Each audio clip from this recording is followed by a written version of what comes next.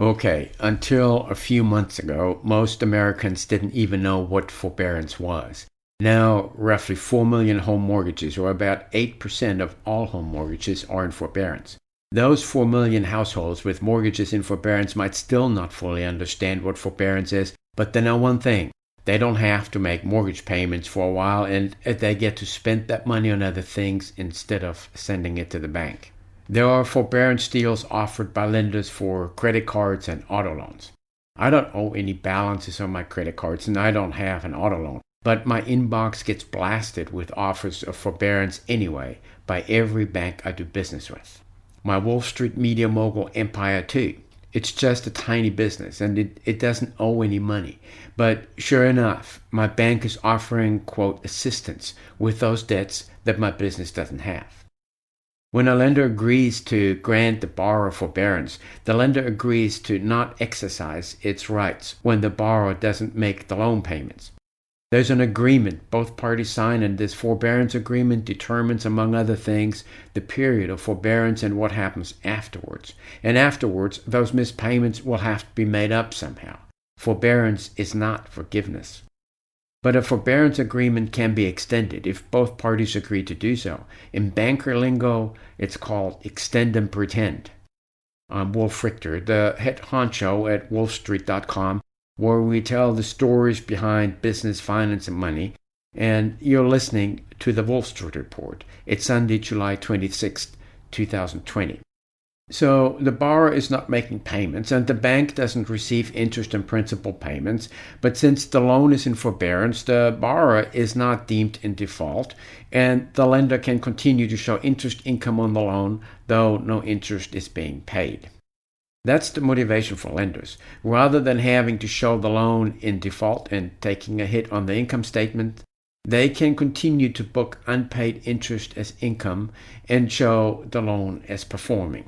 Some people want forbearance because it would be nice not to blow a bunch of money on mortgage payments or credit card payments or auto loan payments, and instead be able to spend all this money on other things. Other people want forbearance because they lost their job or businesses, and financially all heck is broken loose in their lives. Other people, again, want forbearance because they lost their jobs, and even with the extra $600 a week in federal unemployment benefits, they still can't meet their mortgage payments. This is a real problem in expensive markets with high salaries. In its latest report last week, the Labor Department said that nearly 32 million people continue to claim either state or federal unemployment benefits. 32 million people is a lot of people on the unemployment rolls. That's 20% of the workforce. So then there's the whole category of unpaid rents. Depending on who is doing the counting, the number of renters who haven't paid their rents is either huge or just a smallish increase over normal. According to the National Multifamily Housing Council, which represents landlords with large apartment buildings, 91.3% of apartment households paid their June rent as of July 20th. That's down only 2 percentage points from July last year. On-time rent payments, meaning June rent paid by July 6th, dropped by 2.5 percentage points compared to a year ago to 77.4%. Okay, a couple of percentage points worse than a year ago isn't the end of the world, but applied to tens of millions of renters, it's still a large number that are now in trouble that weren't in trouble before the pandemic. Internet-based surveys of renters have been all over the place, many of them with far higher non-payment numbers, but they are just internet surveys. Extend and pretend works with rents too. There's rental relief at the local, state, and federal levels. These generally take the form of eviction bans. Local eviction bans, that means that the local government suspended eviction filings and will not process evictions until a certain date, and they may put other restrictions on landlords. The federal rental relief under the CARES Act provided eviction protection for 120 days. So that's about to end. But it pertains only to apartment buildings that have been financed with a federally backed mortgage and buildings covered under a couple of other federal programs. So it doesn't apply to all buildings. And there are now anecdotal reports of renters not making several months of rent payments and using the money thus saved, plus the stimulus checks, to contribute to a down payment for a house.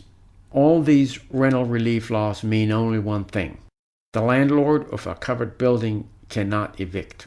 However, the rent is still owed, and the landlord can still pursue the tenant for the rent.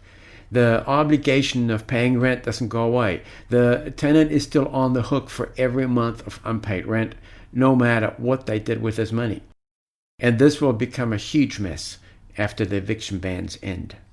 There are similar rules in some places for commercial rents, and this impacts retail stores, bars, restaurants, nail salons, and the like, and the landlords. In addition, many companies have just stopped paying rent, taunting the landlords with "go evict me," since another tenant for that space cannot be found anyway. Then this chain of non-payments filters up the pipeline. The landlords don't receive rental payments, most properties are leveraged, and landlords have to make mortgage payments. If landlords don't receive some rent for a couple of months, they're able to work around that. But if they don't receive any rent payments for 4 or 5 months, it gets more difficult. We're now into the 5th month of this. And then landlords fall behind on their mortgage payments. So far, delinquency rates of mortgages on apartment properties have risen, but they haven't exploded higher, unlike delinquency rates on mortgages of hotels and retail properties that have been packaged into commercial mortgage-backed securities. These delinquency rates on hotel and retail properties exploded into the 20% range in June. There too, lenders can agree to forbearance, which would pull delinquent properties off the delinquency list, extend and pretend. When borrowers default on mortgages that have been packaged into mortgage-backed securities, both residential and commercial mortgage-backed securities, then the non-payments filter further up the pipeline to servicers that manage those mortgage-backed securities, and then either to investors or government entities such as Fannie Mae, Freddie Mac, Ginnie Mae, the FHA, and others that guarantee or insure the mortgage-backed securities. In these cases, the whole payment pipeline has stopped. Everything has been put on extend and pretend. And no one knows how to get the payments flowing through the pipeline again and what happens afterwards. Some of the protections have recently expired, others will expire soon. Some of those expired protections have already been extended, others will likely be extended. Forbearance at the household levels will be extended to the maximum possible if the alternative is a default. No one wants a default, so extend and pretend rules. As I mentioned a minute ago, 32 million people continue to claim either state or federal unemployment benefits. And they also get the extra $600 a week from the federal government. That $600 is now expiring. And then what? Congress is currently trying to come up with another stimulus package. In its final version, the $600 a week may be cut down or face other limitations when it's finally passed into law. So now everything is set on extend and pretend. Homeowners don't default on their mortgages, they just enter forbearance. Renters don't pay and can't be evicted. Borrowers with big credit card balances and 30% interest rates don't even have to make minimum payments after they go into forbearance. Same with auto loans. But all these missed principal and interest payments will be added to the loan balance, and the problem will be worse in the future. Subprime auto loans and subprime credit card loans, no problem. Instead of being delinquent, they're now in forbearance. Credit scores reflect loans that are in forbearance as performing loans, so no hit to credit scores. Landlords cannot make their mortgage payments and also enter forbearance. Lenders will show these loans as performing since they're in forbearance and no payments are being made. And instead of flowing up the debt pipeline, the cash is being spent on consumer goods and services. This is one of the reasons retail spending has recovered so quickly. But no one has yet figured out how to get out of this. The path in view is extend and pretend. These people don't have the money to catch up on the missed rental payments because they spent this money on other stuff, and there is a wave of evictions and court cases that loom unless extend and pretend further kicks the can down the road.